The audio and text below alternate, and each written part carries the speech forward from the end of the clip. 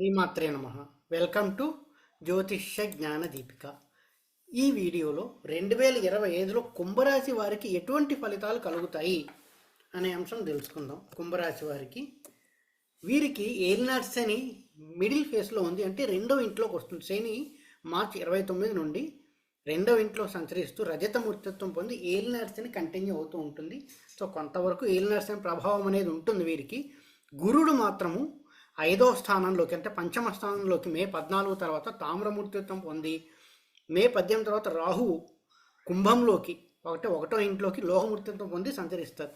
ఒక గురుడు మాత్రమే వీరికి అనుకూలంగా ఉన్నాడు, మిగతా 2 గ్రహాలు అనుకూలత లేదు. కానీ శనికి రజిత మూర్తిత్వం రావడం వలన నెగిటివిటీ చాలా వరకు తగ్గించి కొంతవరకు మంచి రిజల్ట్స్ ఇస్తారని చెప్పుకోవచ్చు కుంభరాశి వారికి. సో కొంత స్వల్ప ధనలాభాలు అనేవి కలుగుతూ ఉంటాయి శని వలన స్వల్ప ధనలాభాలు, కొంతమేర కుటుంబ సౌఖ్యము.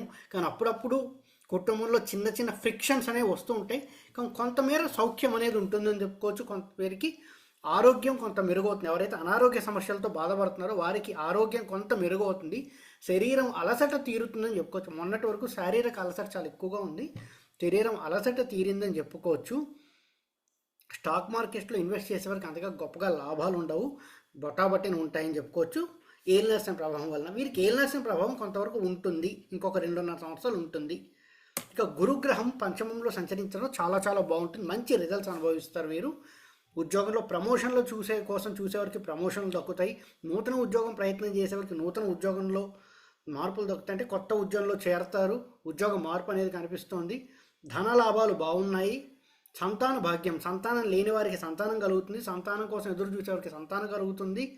ఉన్నత విద్య కోసం ప్రయత్నించే విద్యార్థులందరికీ మంచి కాలేజీలో ఉన్నత విద్య అభ్యసించే అవకాశాలు చాలా స్పష్టంగా కనిపిస్తున్నాయి కుంభరాశి వారికి.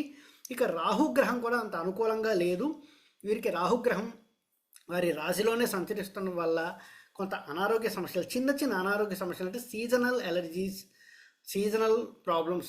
ఎలర్జీస్ వచ్చేటటువంటి అవకాశం ఎక్కువగా కనిపిస్తూ ఉంటుంది. దంపతుల మధ్య చిన్న చిన్న మనస్పర్ధలు అప్పుడప్పుడు వస్తూ ఉంటాయి. అప్పుడప్పుడు దంపతుల మధ్య చిన్న చిన్న మనస్పర్ధలు వస్తాయి.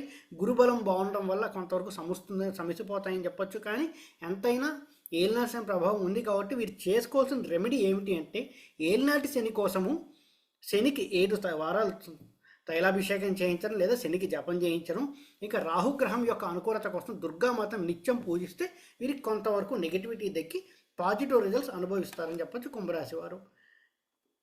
ఈ వీడియో కనుక మీకు నచ్చినట్టయితే లైక్ చేయండి. మరిన్ని వీడియో నోటిఫికేషన్స్ కోసం మా ఛానల్ సబ్స్క్రైబ్ చేసుకోండి. ఓం నమో నారాయణ.